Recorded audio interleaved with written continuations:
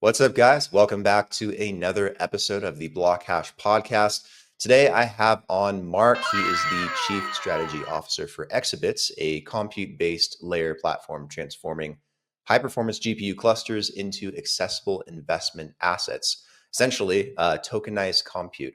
We're going to talk about that today. We're going to talk about the decentralized AI space, AI in general, how it ties into Web3. We'll talk about DeepSeek a little bit since that's been a big topic as of lately, and a few other things as well. Mark, welcome to the show. It's a pleasure to have you here today. How you doing? Great. Thank you for having me. Likewise, pleasure's all mine. To get things going, would love to learn a bit more about you, and I'm sure the audience would as well. Maybe you can tell us a little bit about your background and maybe your story, how you kind of got into this crossroads of AI and Web3, and what kind of led you here. What's kind of led me here is I've spent, I'd say, 20 years in SaaS, and a lot of that had to do with some of the things that we're doing at Exabits, which is providing some sort of a system to help people perform better. That we're trying to compete with the Amazons and the Googles and everybody else at the same time. About 20 years in SaaS, and before that, I think it was called ASP. So I've been doing that a long time. About 7 years ago, got into crypto after hating Bitcoin. I was not a huge fan because I thought it was funny money and just made up by a bunch of geeks. But once Ethereum hit, I'm like, oh, yes. And now we're talking programmable money, and you could build on top of this and create your own applications. I'm like, I totally get it. Sign me up. And so I quickly pivoted and went in all in around 7 years ago. And then, I I have this running joke with a friend of mine saying, when's AI going to pass the Turing tests? And he and I would just have these intellectual conversations for a long time. And I got more and more interested in it because he was getting smarter and smarter, and I wasn't. So I created an AI marketing podcast and have really dove pretty deep into AI. And then, of course, once you're putting yourself out there, I'm sure you realize this, you get lots of opportunities to help consult or work or what have you. And then that's ultimately led to my position at Exhibits. So here we are at the cross section of AI and crypto. How did you come across Exhibits? Did they reach out to you? You reach out to them? How did that connection come alive? Yeah, I mean, from all of the content I put out, especially on the blockchain, like I've got a blockchain YouTube show and I've got an AI marketing show, and then I'm posting a lot on LinkedIn. Just because, honestly, it's not necessarily for everybody else. It's more for me because of how ignorant I was on these subjects. The more I put stuff out and learn from them and responses from people, the more knowledgeable I become. So putting all that out there, I guess somebody said, "Hey, let's give this guy a call and see if we can't work out something with him." And yeah, that's how it started. Exhibits. Tell me a little bit more about Exhibits, maybe what you guys are doing. I know that you guys are, redefining the AI compute landscape. Maybe we can talk about that a little bit and how that plays into Exhibits. There's a few ways of looking at it, and I like to use analogies. So just bear with me. So if you look at NVIDIA GPUs as kind of the oil of the industry, Exhibits is kind of the refinery. It's one thing to have GPUs, but it's another to put it into high performance compute power. And that is what we do. And we're very, very, very good at it. And we'll talk about DeepSeek in a moment. We even make DeepSeek faster. So that is what we do. And then, we've got people that buy that compute that are like either cars or lanterns, or, I'm using all sorts of analogies here, that are using that compute power to do what they need to do. And so we're perfectly happy in that layer that we have to enable startups or mid-sized companies or even large companies to compete with the big giants. And we're very happy about that role, and we're going to continue to grow it. What do you think gives compute all this value? Does it have anything to do with, scarcity and demand? Is it, just the fact that there's so much demand for AI and different types of technologies that are very, GPU intensive, or what do you think derives that value? Well, I mean, it's very expensive to set up your own operation and manage it. And I think that's what drives most of it. But if you also have a company that's refining it and making it even more powerful than buying it off the shelf from NVIDIA, and you're you're doing it at a fraction of the cost. There's a ton of value to that from companies that are more and more going to need this compute. When we talk about AI agents and what's coming, the amount of compute that's going to be needed for that is off the charts. Good luck affording that if you're a startup. The big guys won't have a problem with it, but for everybody else, 99% of the rest of us, they're going to need something like an Exabits to make sure that they can power these agents. Yeah, I hear about AI agents all the time. It's like one of the most up and coming things. Oh, it's good. It's such a game changer. We could do a whole show just on that. I have. I have many times already. Okay. It is definitely going to be a game changer in for multiple different industries, and I just think it's going to continue to subdivide into all these different tracks that you can plug AI into. So obviously, the compute and the computing power is going to increase tremendously in demand. I can only imagine over the next few years and beyond. But at the same time, I'm sure there's a lot of people out there that want to be able to find a way to invest in compute too. And I imagine that's where the tokenized aspect comes in as well, right? To give access to people that maybe want to invest into this currency of the future. Well, I totally would, and that's what we're offering. We have announced a token launch at some point this year. I would, if people are interested in doing that, since you brought it up, I would encourage them to go to our website and sign up for updates. What do you think is the most common barriers to entry for people that want to invest in compute generally? Outside of tokenizing it, has that been complexity or constraints in supply or capital costs or all those things combined, or what's kind of makes up that basket of thresholds?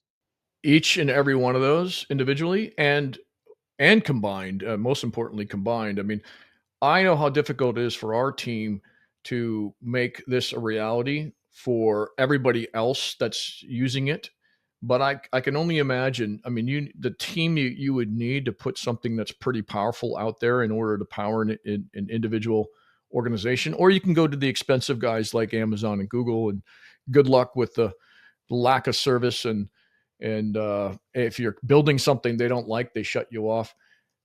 So, from my perspective, kind of this decentralized approach where you don't have a lot of those problems that you have with big organizations that on a whim could shut you off, are the way to go. So how does tokenized compute work exactly? Like, do you guys buy a data center or set up a infrastructure of GPUs somewhere and then tokenize that, or do you have strategic partners that you work with to tokenize their existing data centers, or what's the process that makes that come to fruition? Yeah, I mean, you've done your homework. So we do both.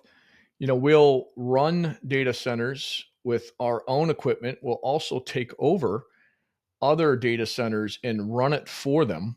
A lot of people don't know this, but we're being paid to do that. And then we're able to use the compute and sell it at a very low price because we're making money in other ways to organizations that want to use it. So it's all of the above that you just outlined, but we apply this process and this technique to it so that we're optimizing it. We're the refinery, remember? We're optimizing it to be even better for whatever use case that you have. And then how do you break that down in a tokenized aspect? Do you say like a certain amount of computing power is equal to a certain fraction of a token, or is there a more complex process of that? It's a little complex, but it's pretty close to what you just said. The good news is as we upgrade, and we are upgrading, we just made a huge announcement. Uh, you're not penalized for that. You take advantage of the upgrade without any kind of penalty. Just because you're getting 4 times more power, you still get the same amount of value in that compute. Meaning you get 4x more for the same amount of money you paid for the 1x more compute. So that's the value of a token as well. Is that it's automatically upgraded when we upgrade. Okay. And I was also looking into Exabits and I was on your guys' website and I came across a term that I haven't heard before called GFI. And I thought maybe you could elaborate on that as Yeah, well and maybe how that's a key component in tokenized compute. I like analogies, right? So when we talk about G5 and compute, we're looking at AWS's high performance GPU instances. Think of it as a muscle car of cloud computing. So these things are built with NVIDIA A10G Tensor Core GPUs. If your audience doesn't know what that is, I don't blame them. which are optimized for AI inference, machine learning, and other heavy duty compute workloads. What makes it interesting is that you get enterprise grade GPUs, which is all we have at Exabits, with 96 vCPUs and a crazy fast networking at a fraction of what it would cost to build your own on-premise infrastructure. So what that means for your listeners is that means startups, AI developers, Web3 projects can now tap into high-end compute power without breaking the bank, and that's why we exist. So for Exabits, we're in the business of tokenizing compute, right? So instead of needing an AWS account and burning through credit cards to access G5 instances, we just give them direct exposure to these resources through tokenized, decentralized compute at a fraction of the cost. I think this is also a good time to maybe bring up DeepSeek, since this has been a big topic to start the week. And obviously, I think compute and GPU infrastructure plays a large role in this, because I don't know whether or not they're telling the truth entirely about how they got up and running so fast and such a low capital startup amount. But I'm curious, because you're a bit more of an expert in this than I am. Maybe what is going on here exactly? Are they, using larger infrastructure? Are they putting more money in there at some point that's, not being foretold? Is there a different angle here that we're not all seeing that makes them, compete at the same level as ChatGPT? Or is it all facade? I have no idea. You tell me. What do you think? Well, I'm not in the inner workings of DeepSeek, and you know when you when DeepSeek runs on our system, it's about twice as fast as it's running on its current infrastructure. So we've internally tested that. You'll see some information come out about it. But getting into the workings of DeepSeek,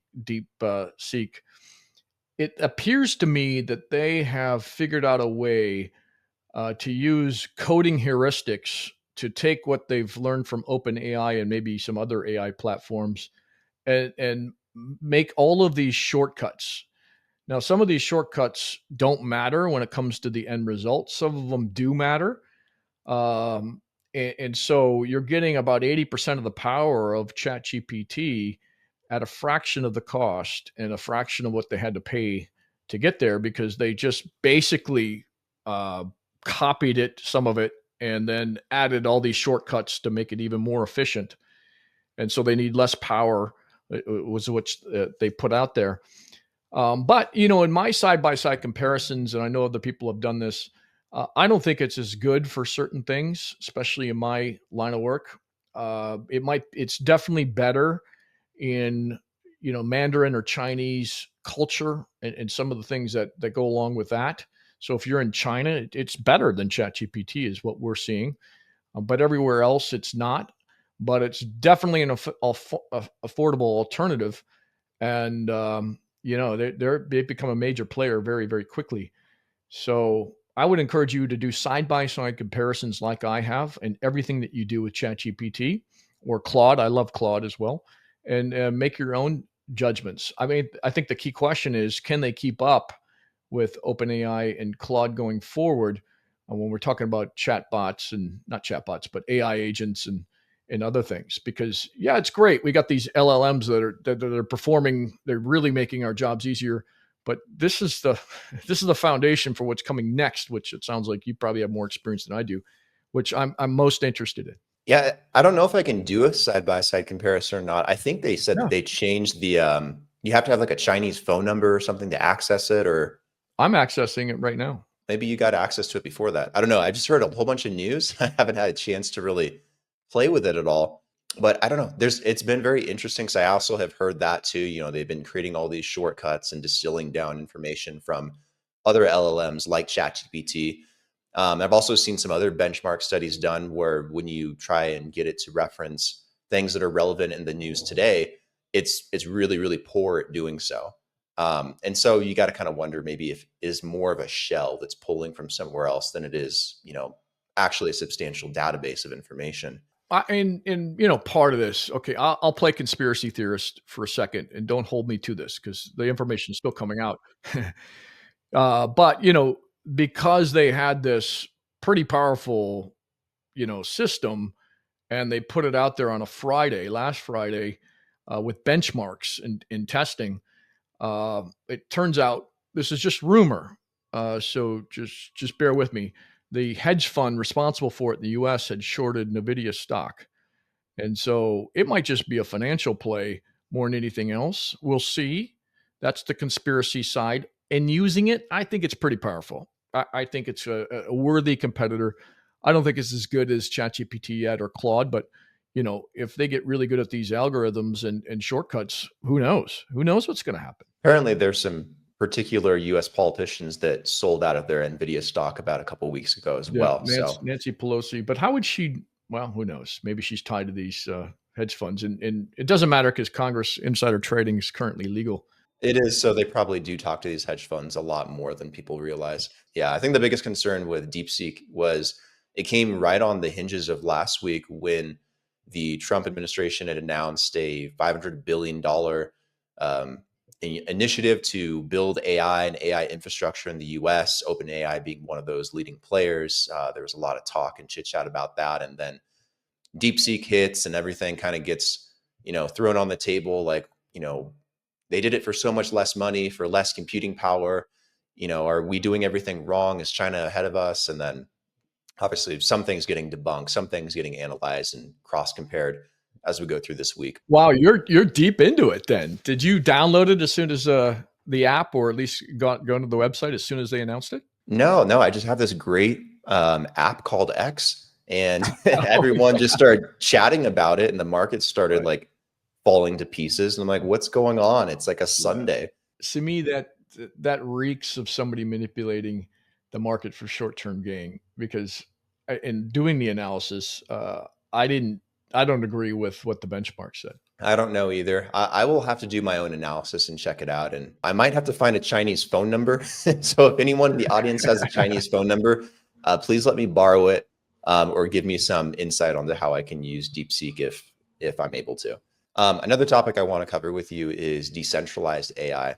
Obviously, that has been a big topic over the past, I don't know, I'd say half a year. I heard about it for the first time back in October. I'm sure it's been around a little bit longer than that, but it's definitely picked up a ton of traction, and being able to apply better security, transparency, reliable operations to AI. I'm curious from your perspective as well, how might blockchain integration, really help out AI going into the future, as well as filling up some of the voids for autonomous AI agents, which is another topic that's also very popular. Yeah, I mean these are very complex topics, but blockchain for sure helps in everything that you just said, as far as security, as far as democratizing compute. Because again, I don't trust these big organizations. We've all seen they've censored people already. Why wouldn't they censor some AI program that either competes with them or they don't like for social reasons that have nothing to do with the AI itself? So I am a big fan, and I've always been a big fan of decentralization with some guardrails, and it's up to the community to make sure those guardrails are in place and they're not too onerous as to stifle innovation. Because if we just left it to the Amazons, the Microsofts, the Googles, uh, definitely I think we'd see less innovation that we're seeing now. So from that perspective, I am a huge fan of the decentralization of compute in those terms. Did I answer your full question there? Yeah, absolutely. And then on the flip side as well, I tell people all the time, blockchain and AI is the perfect married couple. Yeah. They're just going to help each other grow even faster. But we know how blockchain can help AI, but I know AI can also help blockchain, especially in terms of enhanced automation and execution of different elements on chain, smart contracts, code writing, etc. How can you paint a picture here for AI and its role in the blockchain space too? In the future, not too far into the future, your AI that's personalized to you is going to be trading on your behalf, and it's going to be so knowledgeable you won't need to make trades. It's going to be making the trades for you. And I'm telling you, from the experts that I've talked to, that's not too far in the future. So if you're talking about AI agents, able to study all of the transactions on a blockchain instantly and tell you or just make the trades for you, when to get in, when to get out, what it's seeing, what it's here, all of that is going to happen. I mean, this super intelligence, you'll have these superpowers that you don't even know what to do with. So that is going to happen. There's no question about it. So I don't know how far into the future you want me to go, but AI will fundamentally change everything. And then you have a blockchain that's immutable, even from AI, that's recording all of these transactions and then providing intelligence for other AI to kind of report to us what's going on. So I can't even fathom this world yet. I'm just getting my head around it. But AI will fundamentally change the game in the blockchain crypto space, and it's going to be a token based future. And if you're not getting on board now, I would encourage you to start slowly and get on board, start studying this stuff, listen to your program in order to learn more about this stuff. Because, man, I mean, if the predictions come true, even half of it, what we're doing today is going to change drastically in 3 years.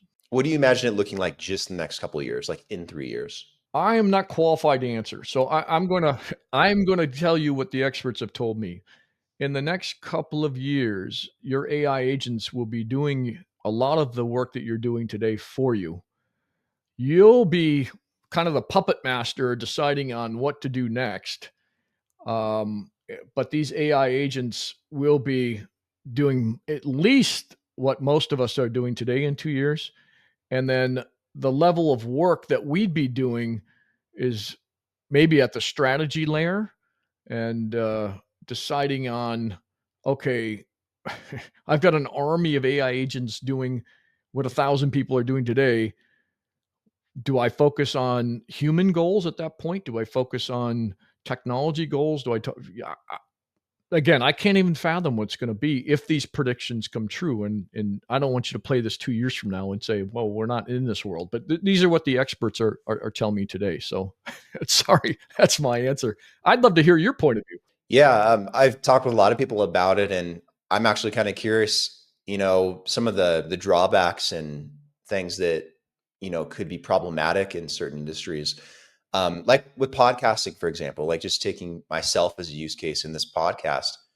There's great ways where it might be able to help me make content and interact with people and manage things on the back ends and whatnot. But it also could be a tool for someone else to try and replicate my own show. There's some companies out there that are, creating, AI digital twins now and combining those with AI agents. And there's a lot of fears that maybe it could be used to, in some ways infringe upon certain copyrights and trademarks and likenesses of individuals, likenesses of organizations. So I do have some concerns around that, since, the bot community, I shouldn't even call it a community, bots in general have been a problem for a long time. So you attach an AI agent to that or supplant it, we could have the same kind of issues on a grander scale. So Do I'm you, do more you interested in how we build out some frameworks to kind of manage some of these things so that they don't yeah. become problematic. Yeah, I mean, and what's regulation going to do in this industry, and how it'll impact it. But Brandon, I don't know if you'll be doing your podcast in 2 years. I think your digital twin, it's pretty good right now. You could still kind of tell, but imagine 2 years from now with how fast things are going. It's I mean, it's really good. y- I'm looking to launching this into multiple different languages as well, which is yeah, something that I wasn't thinking about a year ago, but it's so good now, like crazy good. Like I can do this entire episode subtitled and dubbed and lip synced very accurately in just every language you can imagine: Spanish, German, Japanese, Chinese. And I can access multiple different markets that would traditionally be closed off to someone that's a native English speaker, and vice versa for other markets. yeah. It'll be nice for people that are in other regions that want to access an American market that don't speak English as well. But it's definitely going to open up a lot of interesting doors and opportunities. And I would say, everyone, just think back 2 years. None of this was going on. We weren't on ChatGPT. None of this was happening. So imagine the future in 2 years from now. How fast everything's moving. It's literally impossible to predict, but you could see the momentum, you could see the trend, and where it's headed. So, uh, wow, it's I'm speechless. a year and a half ago, ChatGPT was putting 7 fingers on someone's hand and giving them 2 extra heads. Right. And now I cannot tell the difference in most Mhm. cases between any generative AI image that is meant to be realistic. Like, it's really good. That's not just OpenAI and ChatGPT. Videos too. I've seen some of the videos that are phenomenal. Sora's done some amazing things. I know the videos are crazy. They're Yep. popular in the meme communities. Um, Well, but in 2 years, they're gonna be full-fledged movies, I would imagine, with plots and pretty good acting. Who knows if they'll get all the way there, but wow, it's incredible what's happening. can generate a blockbuster for me. Yeah, That'll be exactly. pretty wild. With the script and emotional appeal, and you'd say act like, I don't know, what's the most popular movie in the last couple of years? The Joker, Joker 1, Joker 2 is terrible, but Joker 1, and come up with the villain story for the Penguin or something, and, it'll create it. It's gonna be unbelievable. But at the same time, also another concern I have is monopolization of this industry by certain players too, which has been a problem for multiple industries Mhm. over the course of many, many decades. And I think that this one's ripe for the same thing, given the fact that the barrier to entry is pretty high and capital intensive. And there's very few companies that really have underlying GPU infrastructure, like NVIDIA, for example. Like there's not many companies that can legitimately compute. Even Intel is going bankrupt. So a question I have is, I guess, in regards to maybe equal access and distribution of computational resources, how do we try and avoid this monopolization of those computational resources? Is that a solution through exhibits?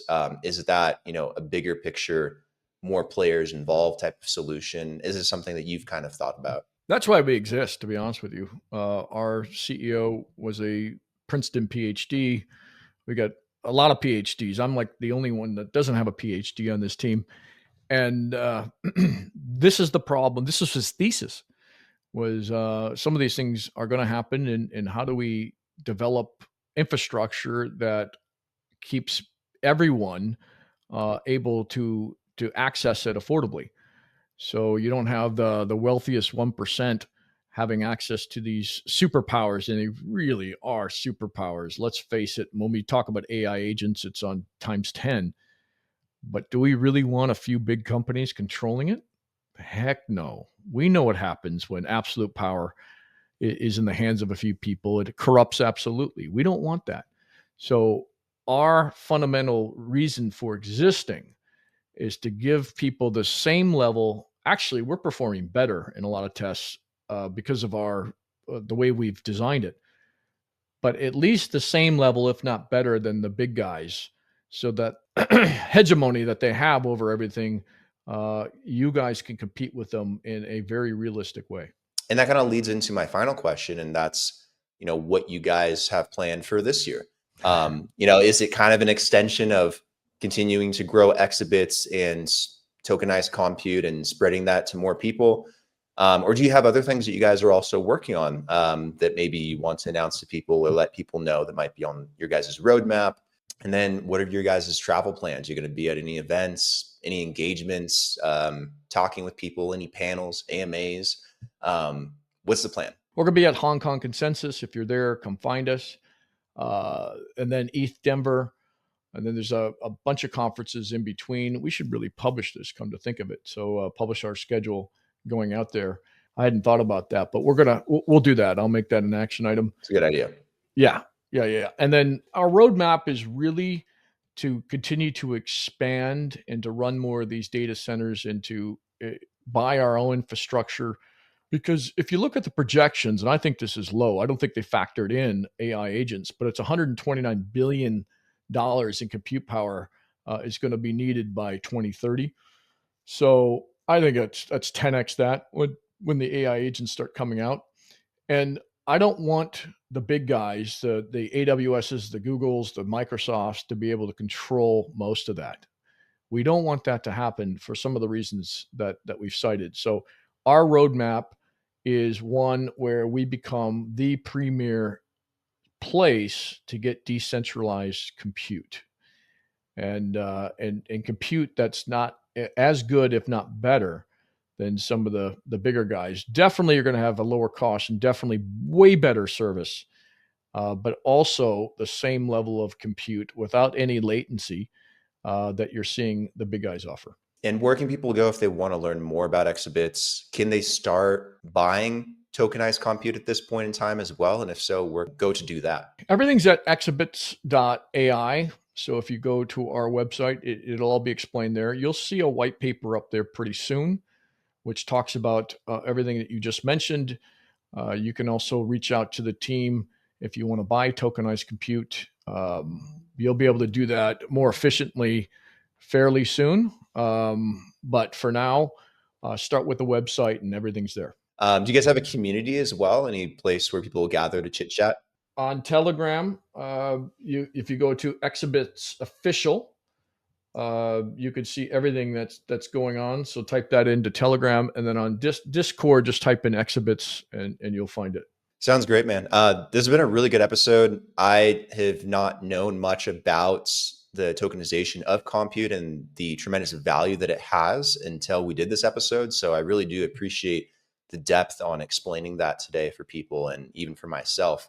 I really do appreciate that. I think what you guys are doing with Exabits is great. I think compute is definitely going to be very valuable in the near future, especially with the advent of AI agents and decentralized AI and, whatever else comes out there at some point, the DeepSeeks of the world and where that kind of emerges. It'll be a very, very interesting year. It's still January. Yeah. And moving so fast. And moving very, very rapidly. And then also this cross section too between blockchain and the Web3 space and AI. I think the two pair very well with each other and kind of diving into some of those cases there. So Mark, really do appreciate it. It's been a great episode. Let's do this again in the near future. I'm sure there'll be other topics that will crop up that we can probably discuss that might be going on in the world and the news cycle. So we'll do a part 2 relatively soon. Excellent. Thank you so much. Thanks, Brandon.